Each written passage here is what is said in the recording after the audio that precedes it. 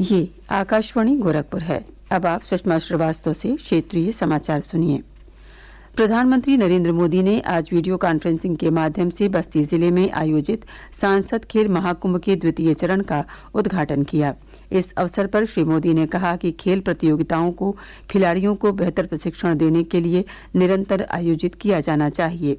उन्होंने कहा कि समाज में खेलों के प्रति लोगों की सोच बदल रही है, जिससे ओलंपिक्स और पैरा ओलंपिक्स में भारत का अब तक का श्रेष्ठ प्रदर्शन रहा है। सांसद खेल महाकुंभ में अच्छा प्रदर्शन करने वाले युवा खिलाड़ियों को स्पोर्ट्स अथॉरिटी ऑफ इंडिया के ट्रेनिंग सेंटर्स में आगे की ट्रेनिंग के लिए भी चुना जा रहा है। इससे देश की युवा शक्ति को बहुत लाभ होगा। इस महाकुंभ में ही 40,000 से ज्यादा युवा हिस्सा ले रहे हैं और मुझे बताया गया कि पिछले साल की तुलना में ये 3 गुना ज्यादा है। मैं आप सभी को, मेरे सभी युवा दोस्तों को इन खेलों के लिए ढेर सारी शुभकामनाएं देता हूं।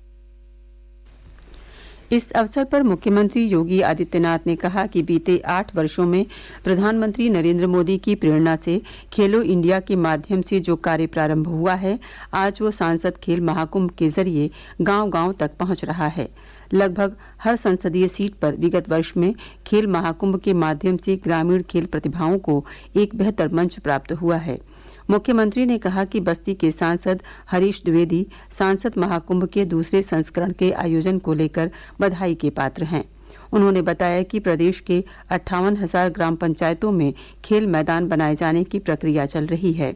बस्ती में भी ग्रामीण क्षेत्र में 30 खेल मैदान बनाए जा चुके हैं। सांसद हरीश द्विवेदी ने आभार ज्ञापन करते हुए कहा कि खेल महाकुंभ से बस्ती और आसपास के क्षेत्र के युवाओं को अपनी खेल प्रतिभा दिखाने का अवसर मिलेगा। युवाओं को खेल को करियर के एक विकल्प के रूप में चुनने की प्रेरणा मिलेगी। खेल महाकुंभ के अंतर्गत विभिन्न खेल प्रतियोगिताओं कुश्ती, kabaddi, kho kho, basketball, football, hockey, शतरंज, बैडमिंटन और टेबल टेनिस का इंडोर और आउटडोर आयोजन किया जाता है। इनके अलावा निबंध लेखन, पेंटिंग और रंगोली प्रतियोगिताएं भी आयोजित की जाती हैं।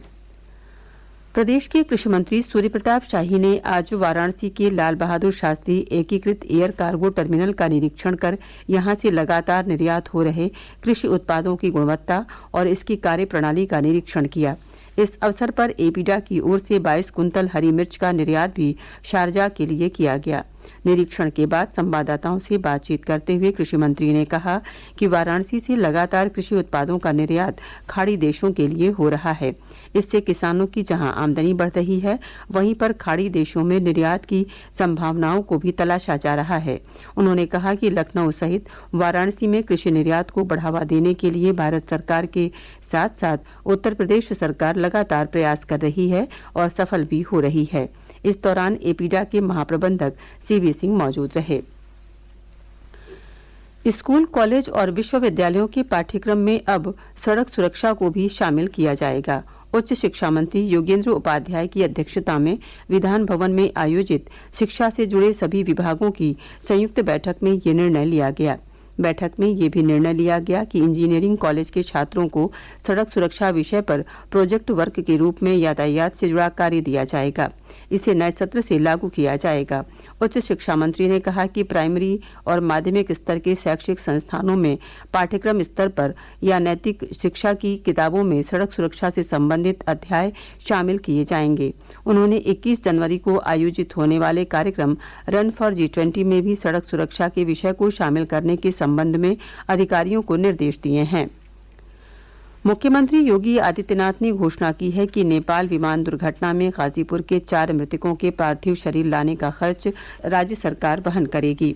मुख्यमंत्री ने मृतकों के परिजनों को 5-5 लाख रुपए अनुग्रह राशि देने की भी घोषणा की। गाजीपुर जिले के 4 लोगों की नेपाल विमान दुर्घटना में मौत हो गई थी। बलरामपुर में आज ग्लोबल इन्वेस्टर समिट 2023 के मद्देनजर जिले को प्राप्त लक्ष्य की पूर्ति के लिए 1 दिवसीय निवेशक शिखर सम्मेलन का आयोजन किया गया। इस सम्मेलन में बड़ी संख्या में उद्यमियों ने प्रतिभाग किया। कार्यक्रम में निवेशकों को विभिन्न विभागों द्वारा निवेश सहित दी जा रही सुविधाओं की जानकारी भी दी गई। इन्वेस्टर्स समिट के लिए बलरामपुर जिले का लक्ष्य 750 करोड़ निर्धारित है। उधर चित्रकूट जिले में आयोजित एक दिवसीय निवेशक शिखर सम्मेलन के दौरान 128 निवेशकों का 11,488 करोड़ का प्रस्ताव आया है। इसके पहले जिले में पर्यटन सेक्टर में 94 करोड़ रुपए का निवेश किया जा चुका है।